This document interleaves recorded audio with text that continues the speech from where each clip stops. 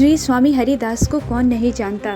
हम सबके प्यारे कुंज बिहारी को प्रकट करने वाले श्री स्वामी हरिदास संगीत विद्या में ऐसे निपुण थे कि आपके समक्ष गंधर्व भी एक कला मात्र प्रतीत होते थे।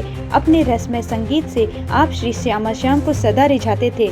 स्वामी श्री हरिदास ऐसे महान संगीतज्ञ थे कि वैष्णव समाज में उन्हें श्री रसिक जी के नाम से पुकारा जाता था। लगभग 500 वर्ष पूर्व की बात है। वृंदावन से करीब आधा कोस दूरी पर राजापुर नामक गांव में संवत 1537 में स्वामी हरिदास जी का जन्म हुआ था। इनके पिताजी का नाम गंगाधर और माता का नाम चित्रा देवी था। ये ब्राह्मण परिवार से थे। हम सभी स्वामी हरिदास जी को ठाकुर जी के परम प्रिय भक्त और एक महान संगीतज्ञ के रूप में जानते हैं, परंतु स्वामी हरिदास जी कोई साधारण व्यक्ति नहीं थे। वह तो अवतार थे राधा रानी की एक प्रिय सखी का, जो कि निकुंज में राधा रानी की सबसे प्रमुख सहचरी हैं और निकुंज की चाबी सदैव उन्हीं के पास रहती है। आइए जानते हैं क्यों हुआ उनका जन्म। एक दिन ठाकुर जी अत्यंत प्रसन्न होकर मुस्कुरा रहे थे। तब श्यामा जी ने पूछा, क्या बात है, आप आज इतना क्यों मुस्कुरा रहे हैं, वह भी अकेले अकेले। ठाकुर जी ने बोला, एक बार नारद जी ने मुझसे प्रतिज्ञा की थी कि वह विविध उत्सवों के माध्यम से, जैसे रामनवमी, झूलन उत्सव, चंदन लेपन, अन्नकूट महोत्सव आदि के द्वारा कलयुग में घर घर में भक्ति की स्थापना करेंगे। और नारद जी ने कहा था, अगर मैं ऐसा नहीं करूं तो मैं श्री हरि का दास नहीं।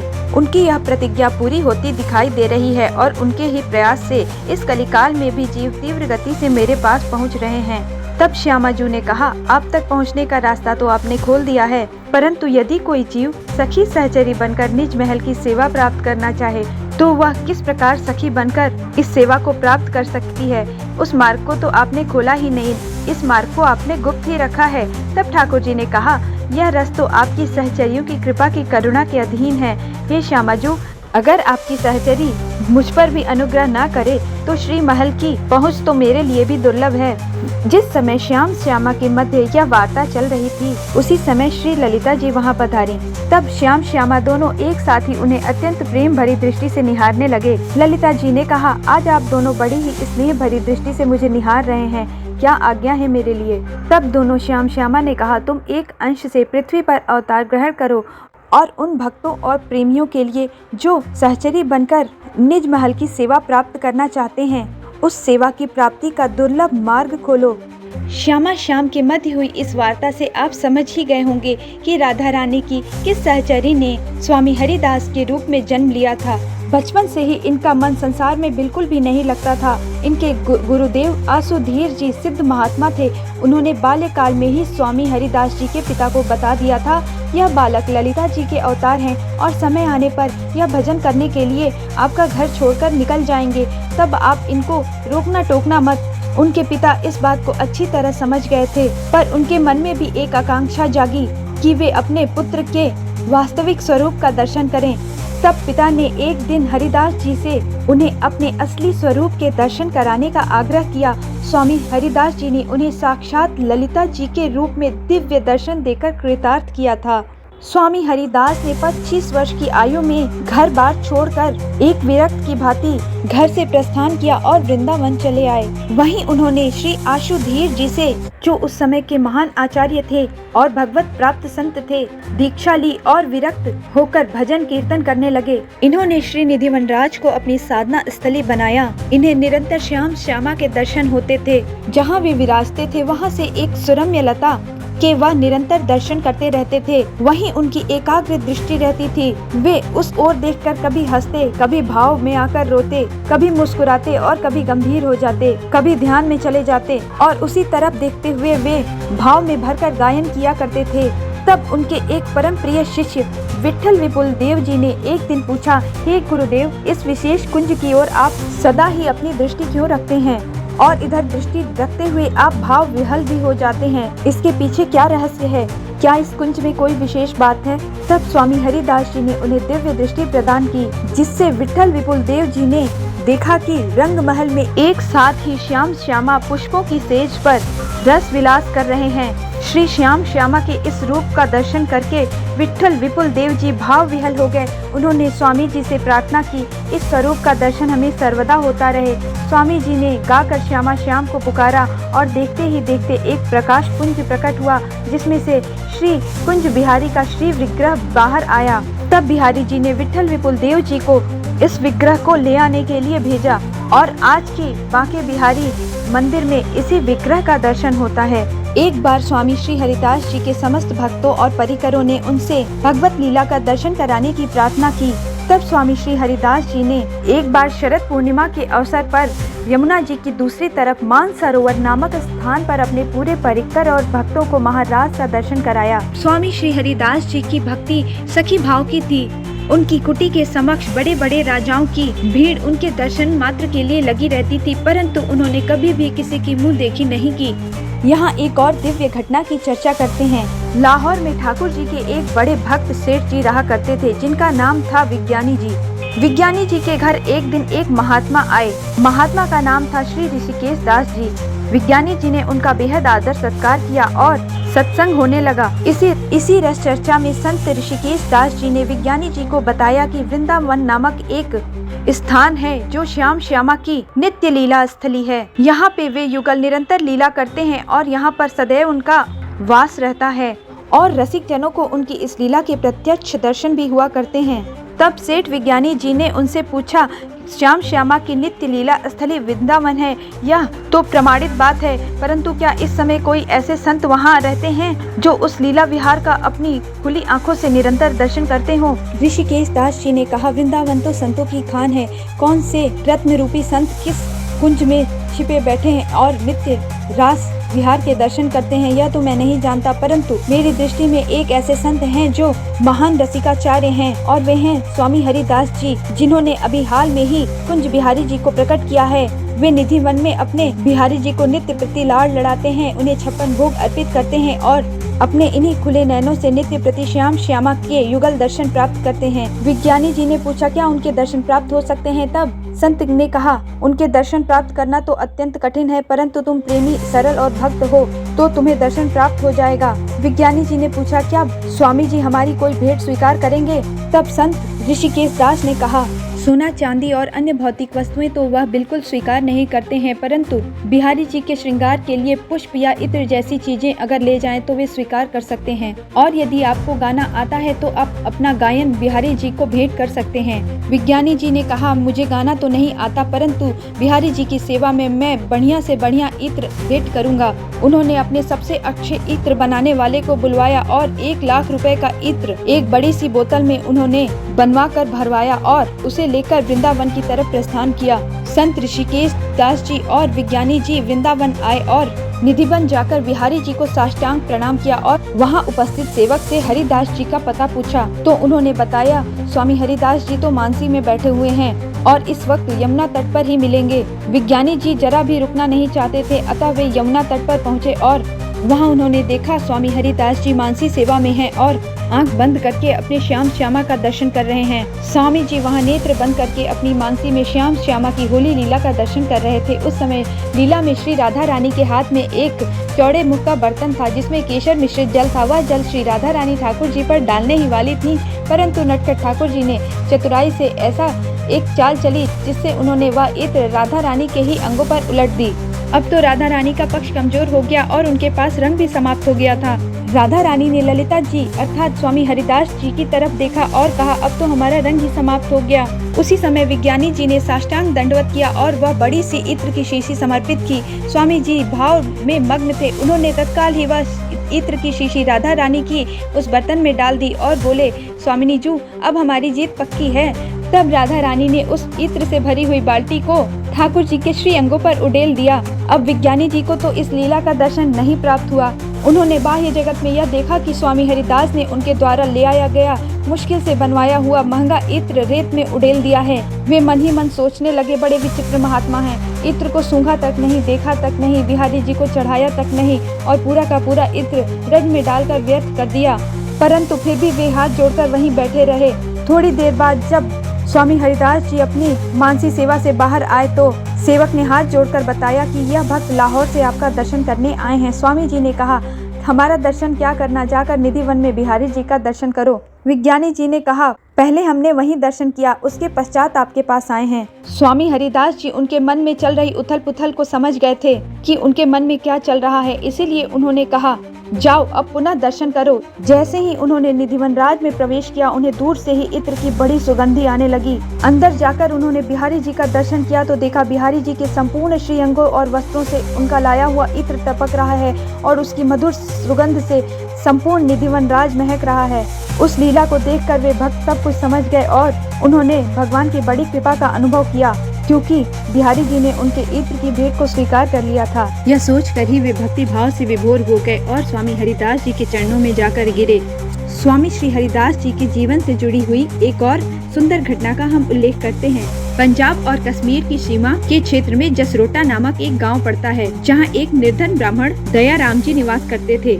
अपनी निर्धनता से परेशान होकर पत्नी के सलाह देने पर वह जम्बू द्वीप में जाकर धन प्राप्ति की कामना से एक पर्वत पर तपस्या करने लगे। उसी जम्बू नामक पर्वत पर भगवान के पार्षद जाम्बवान जी का भी निवास था और वे भी वहां रहकर अपने प्रभु श्री राम की तपस्या में लीन थे। जब उन्होंने एक निर्धन ब्राह्मण को इस प्रकार लंबे समय तक तपस्या करते हुए देखा तो वहां पहुंचकर उसका कारण पूछा और उनकी कथा सुनकर वे पसीज गए और उन्हें दया आ गई। तब उन्होंने एक पारस मणि उस ब्राह्मण को प्रदान की और कहा, तुम इसे जब भी किसी लोहे से छुआओगे तो वह सोना बन जाएगी और तुम्हारी सारी गरीबी दूर हो जाएगी, परंतु यह मणि तुम्हारे पास केवल 12 वर्ष तक ही रहेगी। इसके बाद इसे किसी सत्पात्र को दान कर देना।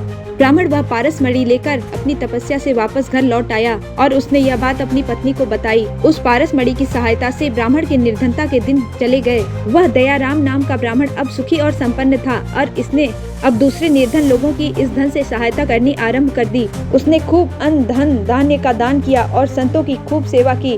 10 वर्ष पूरे होने पर उसकी पत्नी ने कहा, अब हमें इसे स्वीकार करने वाला सत्पात्र खोजना पड़ेगा। वे दोनों सत्पात्र की तलाश में यात्रा पर निकल गए। रास्ते में ही उसकी पत्नी की मृत्यु हो गई। पत्नी का क्रियाकर्म करने के पश्चात ब्राह्मण आगे की यात्रा पर निकले और बैजनाथ धाम पहुँचे। वहाँ ब्राह्मण ने शिव जी से प्रार्थना की और कहा, हमने बहुत खोजा पर कोई सत्पात्र हमें नहीं मिला, आप ही हमारा मार्गदर्शन करे प्रभु। तब शंकर जी ने उन्हें स्वप्न में आकर बताया कि ऐसा महापुरुष जो बार बार देने पर भी इसे अपने पास रखने को तैयार न हो, वही इस मणि का असली सुपात्र होगा। अब दयाराम जी जिससे भी मिलते उससे कहते, आप तो बहुत महान ब्राह्मण हैं, हमें अपना शिष्य बना लीजिए, जिसके बदले मैं आपको पारस मणि दान में दूंगा, जो लोहे को छूते ही स्वर्ण का बना देती है। उस मणि के लालच में सभी ब्राह्मण बड़ी खुशी से तैयार हो जाते और कहते, हाँ हाँ आओ, हम तुम्हें अपना शिष्य बना लेंगे और बदले में वह मणि तुम हमें प्रदान कर देना। यह सुनते ही दयाराम जी वहाँ स्नान करने के बहाने निकल जाते और वापस नहीं लौटते। इसी प्रकार घूमते घूमते दयाराम जी वृंदावन जा पहुँचे और वहाँ स्वामी हरिदास जी के पास पहुंचकर जब उन्होंने वही बात दोहराई, तब स्वामी हरिदास जी ने कहा, अगर तुम्हें हमारा शिष्य बनना है तो इस पारस मणि को जाओ यमुना जी में फेंक कर आओ।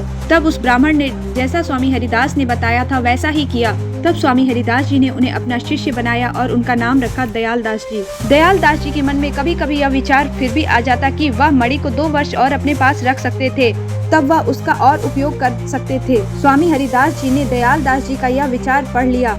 उन्होंने दयाल दास जी से यमुना जी के किनारे से रज ले आने को कहा। दयाल दास जी ने रज लाकर स्वामी जी को एक पुड़िया में प्रदान की। तब स्वामी जी ने कहा, इस पुड़िया को अब खोल कर देखो। तब दयाल दास जी ने देखा कि उस पुड़िया में जो रज कण रखी थी वे सभी पारस पत्थर के रूप में परिवर्तित हो गए थे। स्वामी हरिदास जी ने कहा, तुम जितने पारस पत्थर लेना चाहते हो ले सकते हो।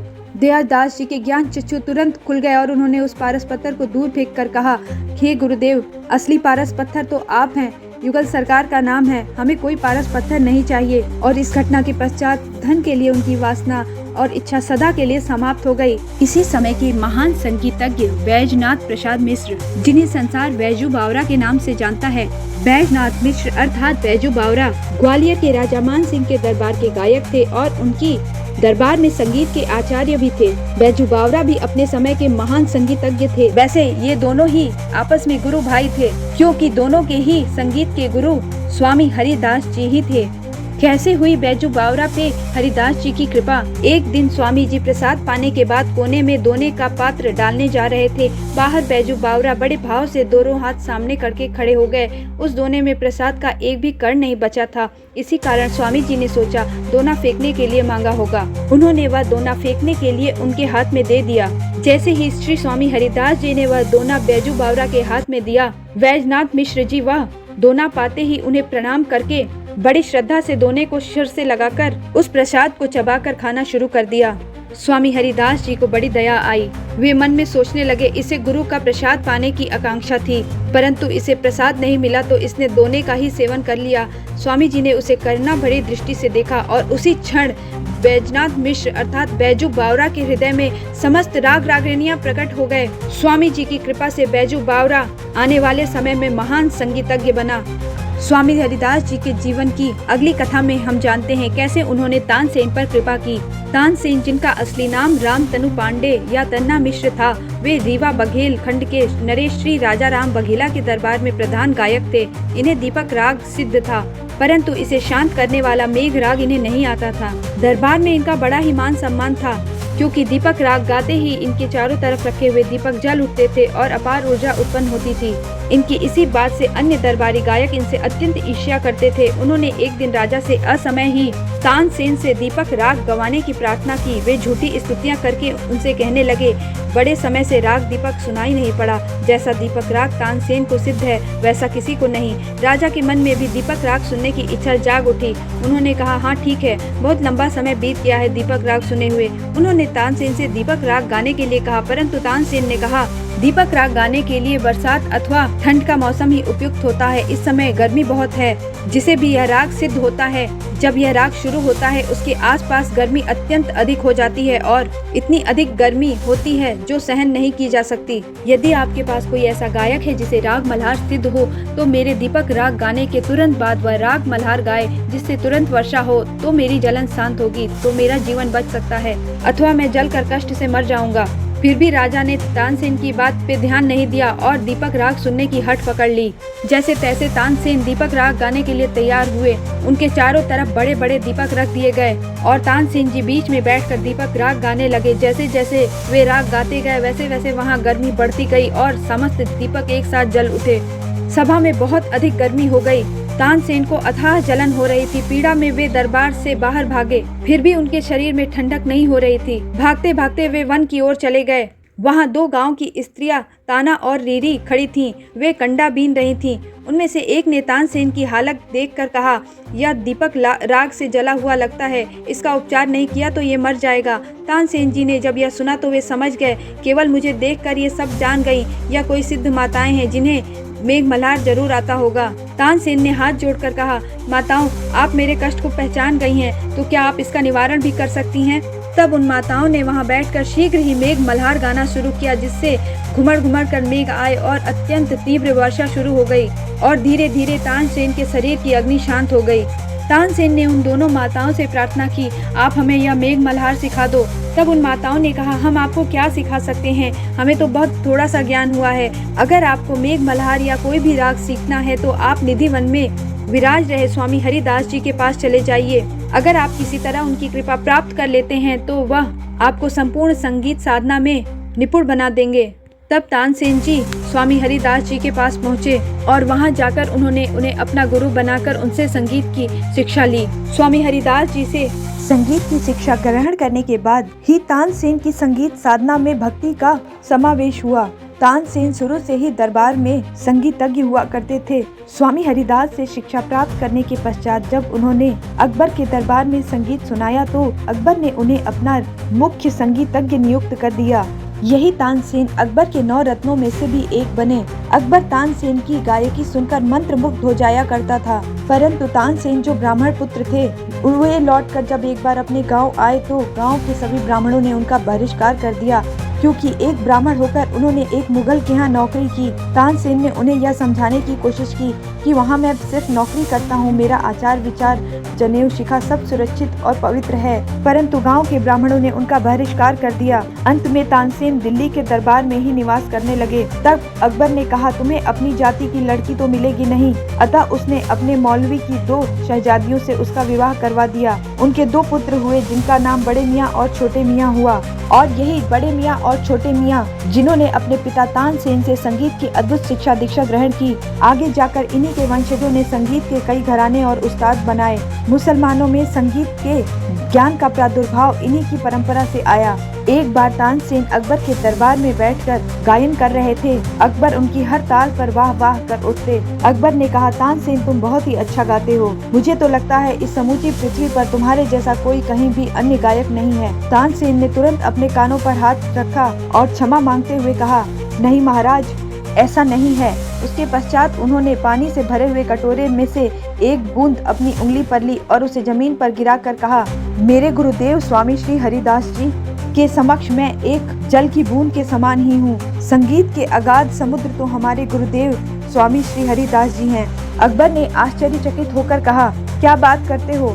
तुमसे अच्छा भी कोई गा सकता है ऐसा मैं विचार भी नहीं कर सकता। अवश्य ही यह तुम्हारी महानता है कि तुम अपने गुरु का इतना आदर करते हो। तुम्हारे भी कोई गुरु हैं? अगर ऐसा है तो वे कहाँ रहते हैं? तब तानसेन ने कहा, वे वृंदावन के निधि वन में निवास करते हैं। अकबर ने कहा, उन्हें यहाँ बुलाओ, हम राज दरबार में उनका स्वागत करेंगे और उनका संगीत भी सुनेंगे।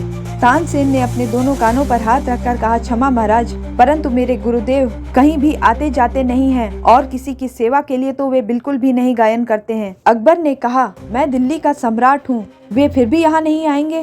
तानसेन ने कहा, वह सारे जगत के सम्राट की सेवा में रहते हैं और सिर्फ बिहारी जी की प्रसन्नता के लिए गायन करते हैं। यहाँ आना तो दूर की बात है। फिर भी अकबर ने तो अब जिद ही ठान ली थी। वैसे भी वह संगीत का रसिया था। उसके मन में लालसा जग गई थी स्वामी हरिदास जी के संगीत को सुनने की। अतः उसने तानसेन से कहा, किसी भी प्रकार से मुझे अपने गुरु का गायन सुनाओ। तब तानसेन ने कहा, वे तो किसी कीमत पर यहाँ नहीं आएंगे। अगर आपको उनकी गायकी सुननी है तो आपको ही वृंदावन स्थित निधि वन जाना पड़ेगा। तब अकबर ने कहा, ठीक है तानसेन, हम तुम्हारे साथ तुम्हारे गुरुदेव के पास चलेंगे और उनका संगीत सुनेंगे। तब तानसेन ने कहा, क्षमा कीजिए महाराज, वे हर किसी के सामने गायन नहीं करते और उन्हें पता लग गया कि उनके संगीत को सुनने के लिए कोई आया है, तब तो वे कभी भी अपनी गायकी का प्रदर्शन नहीं करेंगे। एक बार उनके गायन से प्रभावित होकर किसी भक्त ने वाह वाह कर दी। तब स्वामी हरिदास जी ने संगीत के उस पन्ने को ही फाड़ दिया और उसके बाद वह राग उन्होंने कभी भी नहीं बजाया, क्योंकि वह सिर्फ श्यामा श्याम के लिए ही संगीत की सेवा करते हैं। उनके अलावा कोई और उनकी धुन पर वाह वाह करे या उसे सुने, ऐसा वे बिल्कुल नहीं चाहते। वह संसार से बिल्कुल विरक्त संत हैं और अगर आपको उनसे मिलना है तो आपको ये राजशाही वस्त्र वगैरह सब त्यागने होंगे और अत्यंत साधारण वेश बनाकर ही आपको उनके निकट जाना होगा। अकबर साधारण वस्त्रों में तानसेन के साथ स्वामी हरिदास जी के संगीत को सुनने उनके पास जाने के लिए तैयार हो गया।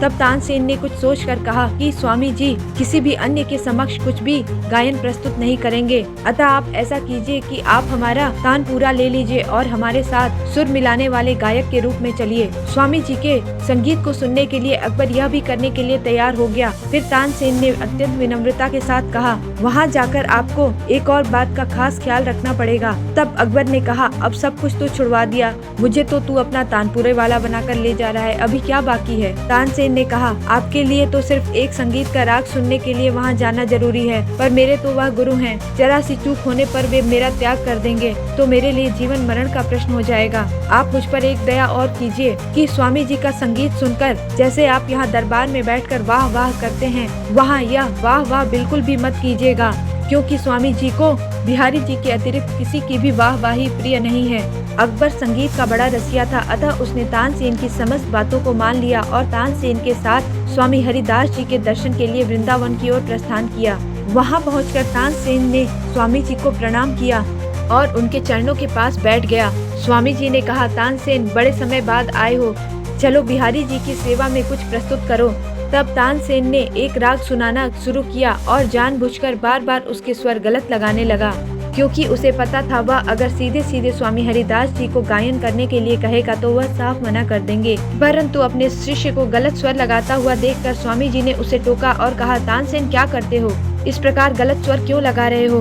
तब तानसेन ने सर झुकाकर उत्तर दिया, हाँ प्रभु, मैं कोशिश तो कर रहा हूँ, परंतु जाने क्यों बार बार स्वर गलत हो जा रहा है। कृपा करके आप ही इस सुर को सही से गाकर सुना दें। स्वामी हरिदास ने मुस्कुराते हुए कहा, अरे तानसेन, तुम साफ साफ क्यों नहीं कहते कि तुम मुझे सुनना चाहते हो? तानसेन ने सर झुकाकर हाथ जोड़कर उत्तर दिया, हाँ गुरुदेव, मैं आपको ही सुनना चाहता हूँ। तब स्वामी हरिदास एक पल के लिए एकाएक गंभीर होकर मौन हो गए और शांत होकर अपने प्रभु का मन ही मन दर्शन किया। उन्हें आसन पर विराजमान करके उन्होंने अपनी वीणा उठाई और जैसे ही पहला राग गाया, प्रकृति में परिवर्तन चालू हो गया। स्वामी हरिदास जी के आश्रम के चारों तरफ हिंसक से लेकर अन्य साधारण जीव जंतु, पक्षी, सिंह, व्याघ, हाथी, हिरण इत्यादि सभी इकट्ठा हो गए और वे अपने हिंसक स्वभाव को सुनकर भावपूर्वक नेत्रों से स्वामी हरिदास जी के संगीत को सुनने लगे।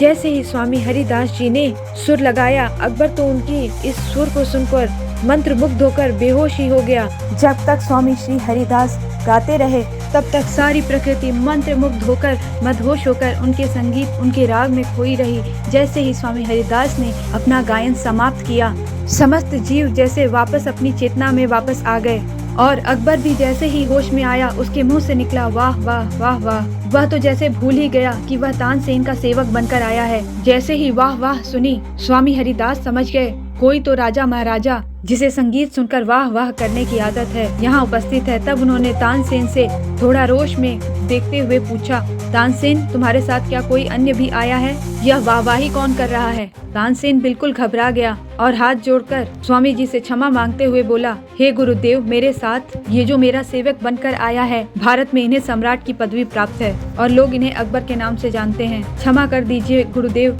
ये आपके संगीत को सुनना चाहते थे और इसके लिए वे कुछ भी करने के लिए तैयार थे। इसके लिए मैं इन्हें यहाँ ले आया। स्वामी जी ने जाकर देखा तो अकबर अत्यंत ही साधारण वेशभूषा में हाथ जोड़े खड़ा था। वैसे तो स्वामी जी ऐसी बातें सुनकर अक्सर बहुत नाराज हो जाते थे, परंतु अकबर को ऐसी हालत में देखकर उन्हें लगा समस्त दुनिया के सम्राट कुंज बिहारी जी के सामने जब कोई आए तो उसे ऐसे ही आना चाहिए। यह सोचकर उन्हें जरा भी क्रोध नहीं आया और उन्होंने अकबर को अंदर आने की अनुमति दे दी। अकबर ने अंदर आते ही स्वामी जी को प्रणाम किया और अब वह सहज हो गया। उसने कहा, स्वामी जी, मैं आपकी क्या सेवा करूं? मैं आपकी कुछ सेवा करना चाहता हूं। तब स्वामी हरिदास ने कहा, तुम मेरी क्या सेवा करना चाहते हो? अकबर ने कहा, मैं आपके लिए एक मूल्यवान हार लेकर आया हूँ, कृपा करके आप इसे स्वीकार करें। अकबर ने एक चमचमाता हुआ 9 लखा हार जिसमें विविध रत्न लगे हुए थे स्वामी हरिदास के समक्ष रख दिया। स्वामी हरिदास ने कहा, यह हार तुम यहीं जमीन पर रख दो। अकबर को बड़ा आश्चर्य हुआ। फिर स्वामी जी ने वह हार उठाकर एक हिरन के गले में डाल दिया। स्वामी हरिदास ने जैसे ही उस हिरन के गले में वह स्वर्ण हार डाला, वह हिरन उछलता हुआ जंगलों में चला गया। अब अकबर को आश्चर्य के साथ थोड़ा क्रोध भी आया। इतना मूल्यवान हार मैंने इन्हें दिया और इन्होंने मेरी भेंट का अपमान कर उसे हिरन के गले में डाल दिया। जैसे रत्न मैंने उस माला में लगवाए थे, ऐसे रत्न भी बड़ी मुश्किल से मिला करते हैं। स्वामी हरिदास तुरंत ही अकबर के मन के भावों को समझ गए। तभी उन्होंने अपनी वीणा उठाकर एक छोटा सा स्वर बजाया और वहाँ हजारों वैसे हिरन आकर खड़े हो गए। उन सभी के गलों में अकबर के दिए गए रत्न जड़ित स्वर्णमाल से भी अनमोल कीमती बड़े बड़े रत्न एवं मोती लगे हुए स्वर्ण हार पड़े हुए थे, जिसमें अनेक बहुमूल्य पत्थर लगे हुए थे। स्वामी हरिदास ने कहा, अकबर, तुम ऐसा करो, इन समस्त हिरणों के गले से यह स्वर्ण हार उतार लो और तुम अपने साथ इन्हें ले जाओ। अकबर समझ गया स्वामी जी ने उसके मन के भाव पढ़ लिए हैं। उसने झुककर स्वामी जी से क्षमा मांगी और कहा, हे स्वामी जी, आप मुझे अपनी सेवा का कोई सौभाग्य तो प्रदान कीजिए और मेरी गलती के लिए मुझे क्षमा कर दीजिए। स्वामी जी ने कहा, यहाँ किसी चीज की आवश्यकता नहीं है। परंतु अकबर के बार बार अनुरोध करने पर स्वामी जी ने कहा, ठीक है, यमुना के धीर समीर घाट की सीढ़ी का एक कोना टूट गया है, तुम उसकी मरम्मत करवा दो। अकबर बादशाह को मन ही मन फिर बड़ा बुरा लगा कि एक तो मैं पूरे भारत का बादशाह और इन्होंने इतना छोटा सा काम मुझे सौंपा है। फिर भी स्वामी जी ने सेवा सौंपी थी तो वह उठकर धीर समीर घाट पर यह देखने गया कि उसे क्या मरम्मत करवाना है। वहां पहुंचते ही धीर समीर घाट की सीढ़ियों को देखकर उसे मूर्छा आ गई और वहीं मूर्छित होकर गिर गया। मूर्छा टूटने पर वह वापस स्वामी जी के पास आया और दूर से ही दंडवत प्रणाम किया और सोचने लगा, स्वामी जी से क्या कहूँ। तभी स्वामी जी ने पूछा, अकबर, क्या तुम देख आए घाट की सीढ़ी? अकबर ने बताया, महाराज, जैसे ही मैं उस घाट पर गया तब मैंने देखा उस घाट की एक एक सीढ़ी पर इतने बहुमूल्य अनमोल रत्न जड़े हुए हैं जैसे आज तक मैंने इस धरती पर कभी भी नहीं देखे। ना ही उन रत्नों के बारे में सुना है। उनकी दिव्य चमक मैंने आज से पहले कभी भी नहीं देखी। अगर मैं अपने संपूर्ण खजाने को भी लगा दूं तो भी मैं उस घाट की एक सीढ़ी का कोना भी नहीं बनवा सकता। मुझे क्षमा कर दीजिए स्वामी जी, आपका यह कार्य करवा पाने में मैं सर्वथा असमर्थ हूँ। अब कृपा करके आप मुझे कोई ऐसी सेवा देने का कष्ट करें जिसे मैं कर सकूं और जिसे करने के योग्य मैं हूँ। जब स्वामी जी ने देखा कि अकबर का अभिमान अब टूट गया है और वह वास्तविक में कुछ सेवा चाहता है, तब उन्होंने कहा, यहाँ जंगल में रहने वाले बंदर, भालुओं और मोरों के लिए चने का इंतजाम करो और इस वृंदावन के पशुओं की जीव हत्या पर रोक लगा दो। कोई भी इनका शिकार करने इधर न आए। इस वृंदावन का एक एक कण, एक एक पत्ता, एक एक जीव दिव्य है। अकबर ने वैसा ही किया जैसा स्वामी हरिदास जी चाहते थे और उसने हर वर्ष 100 मन चना ले जाने की व्यवस्था वृंदावन के लिए कर दी। एक बार वृंदावन में उत्तराखंड के एक सिद्ध महात्मा पधारे जिन्होंने तपस्या करके अपनी आयु को 1200 वर्षों का कर लिया था। उन्होंने सुना वृंदावन में स्वामी हरिदास नाम के एक रसिक भक्त हैं जो श्यामा श्याम की प्रेम पूर्ण भक्ति करते हैं और उनका वहाँ बहुत प्रभाव है। वे सिद्ध महात्मा प्रेममयी भक्ति को अधिक महत्वपूर्ण नहीं मानते थे। उनकी नजर में योग तप और सिद्धियां ही अधिक महत्वपूर्ण थीं। स्वामी जी की परीक्षा लेने के लिए वे मोर का रूप धरकर उनके पास पहुँचे। जब स्वामी जी मोरों और बंदरों को चने खिला रहे थे जो बिहारी जी का प्रसाद था, जब वे मोर के रूप में स्वामी जी के निकट पहुँचे तो स्वामी जी ने उन्हें भी बिहारी जी का प्रसाद खाने के लिए दिया और कहा, इतने वर्षों तक तपस्या करके आपने अपनी सिद्धियों से अपनी उम्र 1200 वर्ष तक कर ली है, इसका क्या फायदा है?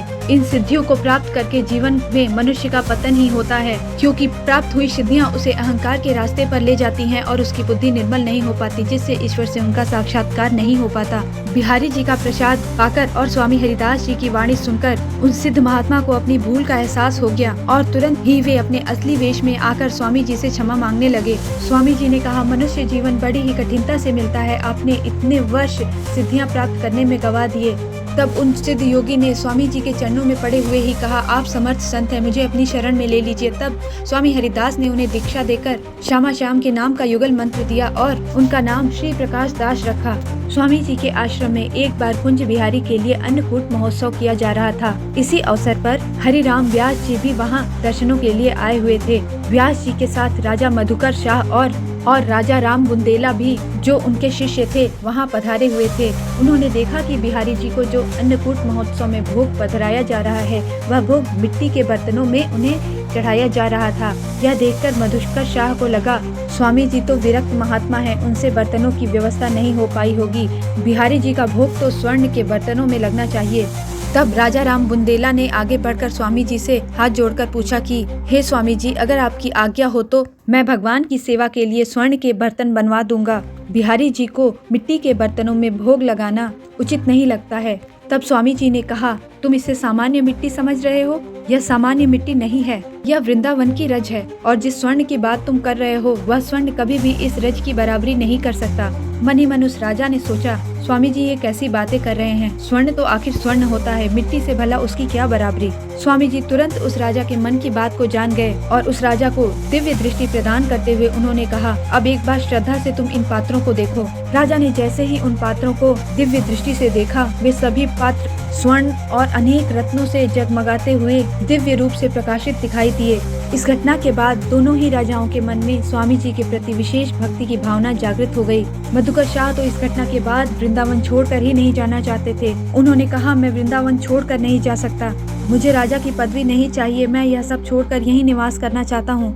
तब स्वामी जी ने कहा, तुम जैसा धर्मज्ञ राजा आज के समय में अत्यंत आवश्यक है, तभी तो प्रजा भक्तिवान होगी। जाओ, मैं तुम्हें आशीर्वाद देता हूँ। अगर तुम्हारे मन में वृंदावन के लिए इतना ही प्रेम है तो जब भी तुम चाहोगे तुम्हारे मन में ही तुम्हारी इच्छा से वृंदावन प्रकट हो जाएगा। धन्य धन्य हो गए राजा मधुकर शाह और राजा राम बुंदेला। स्वामी जी के आशीर्वाद का ऐसा प्रभाव हुआ कि मधुकर शाह के अपने महल लौटने के पश्चात भी जब भी उन्हें वृंदावन की याद सताती, उनके महल में ही वृंदावन साक्षात प्रकट हो जाता। ऐसा ही होता है भगवत प्राप्त संतों की वाणी का आशीर्वाद। स्वामी हरिदास जी के दीक्षा गुरु आसुधीर देवाचार्य जी थे। उनके एक और शिष्य थे देवदत्त जी महाराज। वे अलग अलग क्षेत्रों में घूम घूम कर वैष्णव धर्म का प्रचार प्रसार किया करते थे। एक बार उनका सामना कुछ कर्मकांडी ब्राह्मणों से हुआ जो वेदों में विश्वास रखने वाले थे और प्रेम रस और भक्ति भाव को वे निरर्थक मानते थे। उन्होंने देवदत्त जी की बातों का खंडन किया और वेदों से प्रमाण निकाल कर देने लगे। तब राजा देवदत्त जी ने अपने गुरु आसुधीर जी का स्मरण किया। तब आसुधीर जी ने स्वयं वहां प्रकट होकर उन वेद पाठी ब्राह्मणों से कहा, आप सभी अपने तरीके से गंगा माता का स्मरण करके उन्हें प्रकट करें और हम अपने तरीके से करेंगे। तब उन वेद पाठी ब्राह्मणों ने अपने ऋग्वेद यजुर्वेद आदि के मंत्रों द्वारा इसे आवाहन किया तो वे प्रकट नहीं हुई। पर जैसे ही देवदत्त जी ने गंगा माता को अपने गुरु का स्मरण करते हुए भाव से गीत गाकर पुकारा, तब गंगा माँ दिव्य वेश धारण किए वहाँ तुरंत प्रकट हो गयी और उन्होंने वहाँ उपस्थित सभी संतों और ब्राह्मणों से कहा, हृदय में हरि के लिए प्रेममयी भक्ति और गुरुजनों के वचन और वाणी, यह दोनों जीव के लिए परम कल्याणकारी है और इनका स्थान सर्वोच्च होता है। यह देखकर वे दोनों ब्राह्मण आसुधीर जी महाराज के चरणों में लौट गए। तब आसुधीर जी महाराज ने उन ब्राह्मणों को वृंदावन भेजा और स्वामी श्री हरिदास जी से दीक्षा लेकर उनकी शरण लेने को कहा। वे दोनों ब्राह्मण स्वामी जी से दीक्षा लेकर भजन मार्ग में आगे बढ़ने लगे। ऐसे अद्भुत और अलौकिक व्यक्तित्व के स्वामी थे हरिदास जी महाराज। हो भी क्यों न, आखिर वह राधा रानी की सबसे प्रथम और प्रिय सखी ललिता जी का अवतार जो थे। राधा जी की 8 प्रमुख सखियां कही जाती हैं, जिनमें ललिता जी का नाम सर्वप्रथम आता है। यह नाम क्रमशः इस प्रकार हैं: ललिता सखी, विशाखा सखी, चित्रा सखी, चंपक लता सखी, सुदेवी, तुंग विद्या, इंद्रुलेखा, रंग देवी। ये 8 राधा रानी की प्रमुख सखियां हैं। ललिता जी के प्राकट्य की 2 कहानियां आती हैं, जिनमें प्रथम कहानी में एक बार राधा रानी बड़ी प्रसन्न थी। मन ही मन में विचार करने लगी, मेरे जैसी ही कोई एक अन्य सखी होती तो मैं उसके साथ खेलती, उसके साथ बातें करती और मैं उसे अपने सब सुख दुख बांटती। उनके इतना सोचते ही उनके शरीर से ही एक सखी वहाँ प्रकट हो गई, जो ललिता जी बन गयी। यही राधा रानी की सर्वप्रथम सखी हैं और वे उनकी अंतरंग सखी हैं।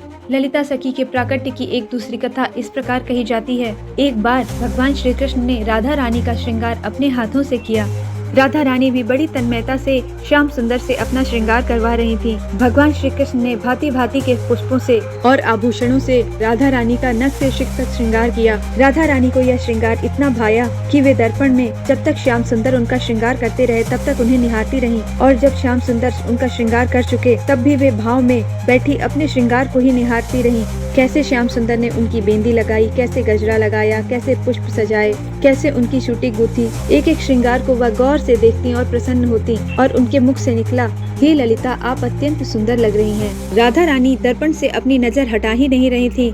श्याम सुंदर ने पूछा, हे राधे, क्या आपको यह श्रृंगार इतना प्रिय लगा कि आप दर्पण से नजर ही नहीं हटा रही हैं? राधा रानी ने कहा, आपने श्रृंगार ही इतना सुंदर किया है, मैं तो उसी श्रृंगार को निहार रही हूँ। तब ठाकुर जी ने कहा, अगर आपको यह श्रृंगार और आपका यह स्वरूप इतना ही भा गया है तो आपका यह स्वरूप अभी यहीं प्रकट हो जाए। और वह स्वरूप वह देखते ही देखते प्रकट हो गया और वही थी ललिता सखी। ललिता सखी ने उन दोनों को प्रणाम किया। तब श्यामा श्याम के मन में एक ही बात एक साथ आई।